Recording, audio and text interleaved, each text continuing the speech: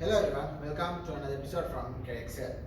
Today I'm going to talk to you about the very first chapter of Unit 2, that is energetics. So we are going to do the brief introduction here in the first video. So in chemistry, the energetics or enthalpy change we use is the energy change of a chemical reaction. So what we do in this chapter is we are going to measure the energy change of a chemical reaction. Always we have to supply energy to break the existing bonds of reactants, and always energy is released when new bonds are formed when they form products. Depending on which value is higher, the net energy change of the chemical reaction either will release energy to the surrounding or either it will absorb energy from the surrounding. Now always energy of a chemical reaction depends on two things. First thing is the amount of the substance we have. The other thing is the physical state. For an example, if you want to heat water, if you are heating 1 liter of water and 10 liters of water at the same temperature, we know we have to supply more energy to heat 10 liters. So energy we have to supply depend on the amount. The other thing is the physical state.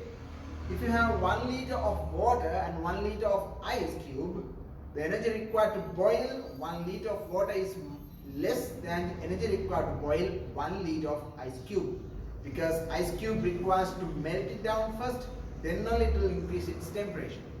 So temperature from the physical state as well as the amount plays two major parts when we measure the energy change of a chemical reaction. So in order to measure energy change of a chemical reaction, we have to have certain limitations. So what we use is, we use 1 mole of a substance and we measure it at standard conditions. So standard conditions are, these are very common thing they normally ask. Standard conditions of measuring the energy: 1 atm or 101,000 Pascal pressure. Then you have to have 25 degrees Celsius or 298 Kelvin temperature, and you should have 1 mole per decimeter cube concentration. Those are the standard conditions. Then I told you the other thing is physical state. So always these are the conditions, the physical state. So this is the condition where we measure the energy. Then at all, it depends on the amount, how much we have as well. So always to measure the energy change of a chemical reaction, we measure the energy change per 1 mole of substance. So energy change per 1 mole of a substance is called as enthalpy change. It's like in physics, energy per 1 second, we call it as power rather than energy. Joule per second, we call it as power. Similarly in chemistry, energy per 1 mole, we call it as enthalpy. So what we do in this chapter is measuring the standard enthalpy changes. Standard conditions, we measure the energy change per 1 mole. So that's what we do. So we call everything like standard enthalpy change. So standard enthalpy change, we call it as the symbol we can give, standard enthalpy change. We use the formula delta H. This is the symbol we use to represent standard condition. So here, this is change. This is enthalpy. Symbol for enthalpy, and this is the standard conditions. So that is the first part of this lesson. How we can measure, that is the introduction of this lesson. Right. Then we have another part, that is endothermic chemical reactions and exothermic chemical reactions. Now I told you, always energy is released when bonds are formed. Energy has to supply when we have to break the bonds in reactants. So if the net resultant value is required energy, then we say normally that particular chemical reaction requires energy to do it or to happen. So chemical reactions which requires energy from the surrounding is called as endothermic chemical reactions. Chemical reactions which requires energy from the surrounding are called as endothermic chemical reactions. In endothermic chemical reactions, products have more energy. This is reactants. This is products. So products have more energy. We have a conservation of energy. The reactants doesn't have enough energy to give the products. So that extra energy has to be supplied from the surrounding. So the products have more energy. We represent this one as the energy profile diagram. And this is the enthalpy change we see. Delta is standard. Sometimes we use the word R. R represents the reaction. And this one we call it as the EA. We call it as the activation energy. We are learning about activation energy in the later chapters, but activation energy is simply the minimum amount of energy required to happen a chemical reaction. So reactants are there, products are there. This is the enthalpy change of endothermic chemical reaction.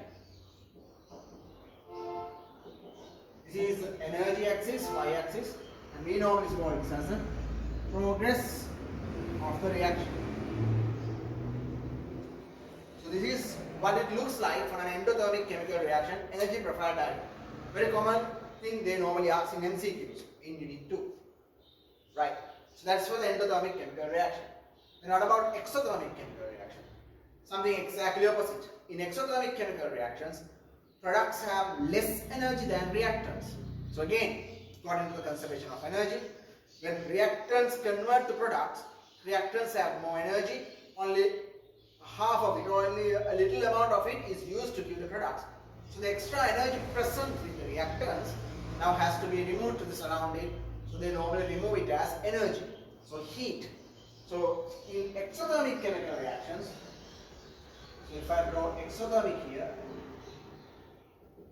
right, exothermic chemical reactions, what happened here is products have less energy. So this is reactants, this is products. Now it looks like this. This is the enthalpy change, Edexcel. Again, this is same as earlier, activation energy. Now products have less energy. So if the energy is released to the surrounding during a chemical reaction, we call it as exothermic chemical reaction. Right? So if energy is released to the surrounding, it's exothermic. Now, endothermic chemical reactions are commonly thermal decomposition reactions, always endothermic. You have to supply heat to do it. Then ionization energy, you have it in Unit 1. Ionization energy is always endothermic. Then atomization enthalpy or the bond dissociation, we have to always supply energy. So those reactions are always endothermic. What about the exothermic chemical reactions? Most of them, almost every combustion reactions are exothermic. There's one example, but I'm not going to tell it here. Other than that, burning a fuel is always exothermic. Combustion reactions are always exothermic. You learn in Unit 4 something called lattice enthalpy, always exothermic. Hydration enthalpy, always exothermic. Neutralization enthalpy, we meet it over here. Neutralization enthalpy is always exothermic. So we are going to look at what are the endothermic chemical reactions and what are the exothermic chemical reactions. And next part what we are doing is how we can measure those enthalpy changes. Okay, before we finish for today's lesson, if we just have a comparison between endothermic and exothermic, right? I just put endo and exo. What about this endothermic? Products have more energy than reactants, right? Products have more energy than reactants. In exothermic then, products have less energy. So when you draw the enthalpy level diagram, you can get the idea. That's the first one. What else? Energy is absorbed from the surrounding. This one is energy is released to the surrounding. Third one, temperature decreases. Temperature decreases. It absorbs energy from the surrounding, so the temperature decreases. In exothermic, it releases energy to the surrounding. The extra energy present with the reactants is released to the surrounding, so then temperature increases. Temperature increases. When we calculate the enthalpy change, we get a positive value for delta H. We get a positive value for the enthalpy change when we measure the enthalpy change. And if you get a positive value, you should know it should be an endothermic reaction. And here, always you get a negative value for enthalpy change. So those are the basic things that we have to learn. So we'll see how we can measure the enthalpy change, how we can calculate the enthalpy change of a chemical reaction using standard definitions. So we'll come back to that later. So this is the very first part of the unit 2, the first chapter of unit 2, the energetics part. Okay, let's meet with another video. Thanks for watching.